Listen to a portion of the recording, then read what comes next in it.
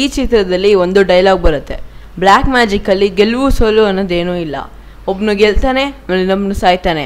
ಹಾಗಾದರೆ ಈ ಚಿತ್ರದಲ್ಲಿ ಯಾರು ಗೆದ್ರು ಆಮೇಲೆ ಯಾರು ಸತ್ರು, ನಿರ್ದೇಶಕರ ಅಥವಾ ಪ್ರೇಕ್ಷಕರ? ವಂದನೆ ವಂದನೆ ವಂದನೆ. ವೆಲ್ಕಮ್ ಟು ಸಿನಿಮಾ ಕಟ್ಟೆ. ಇವತ್ತು ನಾನು ರಿವ್ಯೂ ಮಾಡ್ತಿರೋ ಸಿನಿಮಾದ ಹೆಸರು ಶರಣ್ ಅವರ ಅಭಿನಯದ ಮತ್ತು ಸಿಂಪಲ್ ಸುನಿ ಅವರ ನಿರ್ದೇಶನದ ಅವತಾರ ಪುರುಷ ಪಾರ್ಟ್ 2. ಈ ಚಿತ್ರದ ಟ್ರೈಲರ್ ನೀವಾಗಲೇ ನೋಡಿದ್ದೀರಾ. ಸೊ ನಾನು ಅದ್ರ ಕತೆ ಬಗ್ಗೆ ಹೇಳ್ಕೊಂಡು ಬಂದರೆ ತುಂಬ ಸ್ಪಾಯ್ಲರ್ಸ್ ಆಗೋಗುತ್ತೆ. ನೀವು ಥಿಯೇಟ್ರಿಗೆ ಹೋಗಿ ನೋಡೋದೇನೋ ಪ್ರಯೋಜನನೇ ಇರಲ್ಲ. ಸೊ ಅದ್ರದ್ದು ಪಾಸಿಟಿವ್ ಪಾಯಿಂಟ್ಸ್ ಬಗ್ಗೆ ಬರ್ತೀನಿ ಡೈರೆಕ್ಟಾಗಿ. ನಂಬರ್ 1, ಟಿಕೆಟ್ ಪ್ರೈಸ್ ಹೈಕ್ ಮಾಡಿಲ್ಲ.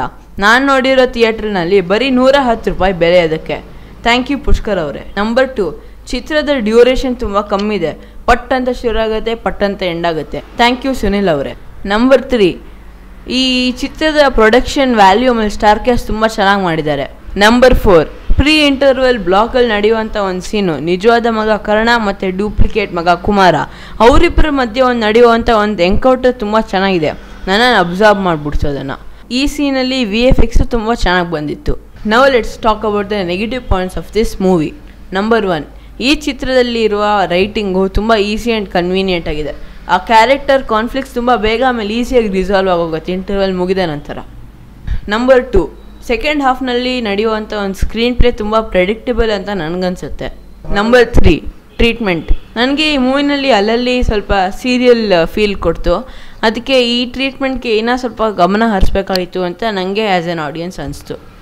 ನಂಬರ್ 4, ಅಫ್ಕೋರ್ಸ್ ಶರಣ್ ಅವರು one of the most talented artist in our Kannada industry. ಆದರೆ ನನಗೆ ಯಾಕೋ ಈ ಮೂವಿದು ಕ್ಯಾರೆಕ್ಟರು ಆಮೇಲೆ ಶರಣ್ಗೆ ಮ್ಯಾಚ್ ಆಗಲಿಲ್ಲ ಅಂತ ಅನಿಸುತ್ತೆ. ಸೊ ಈ ಮೂವಿಗೆ ರೇಟಿಂಗ್ ಕೊಡಬೇಕು ಅಂದರೆ ನಾನು ಔಟ್ ಆಫ್ 5 ರೇಟಿಂಗ್ ಎಲ್ಲ ಕೊಡೋಷ್ಟು ನಾನೇನು ದೊಡ್ಡವನೇನ ಆಗಿಲ್ಲ. ನಿಮಗೆ ಈ ರಿವ್ಯೂ ಇಷ್ಟ ಆದರೆ ಪ್ಲೀಸ್ ಲೈಕು, ಶೇರು ಮತ್ತು ಸಬ್ಸ್ಕ್ರೈಬ್ ಮಾಡಿ. ಇಲ್ಲಿಗೆ ನಾನು ಈ ರಿವ್ಯೂ ಮುಕ್ತಾಯ ಮಾಡ್ತೀನಿ. ನೆಕ್ಸ್ಟ್ ರಿವ್ಯೂಗೆ ಸಿಗೋಣ. ಅಲ್ಲಿ ತನಕ